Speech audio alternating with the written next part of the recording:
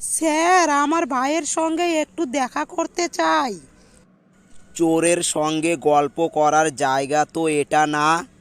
Sir, আমি তাকে শুধু একটা প্রশ্ন করব। ওসি সাহেব, শুধু একবার কথা বলার সুযোগ করে দিন প্লিজ। ব্যাটাকে কিছুক্ষণের মধ্যে আদালতে চালান করা হবে। যা জিজ্ঞেস করার সেখানেই জিজ্ঞেস করবেন।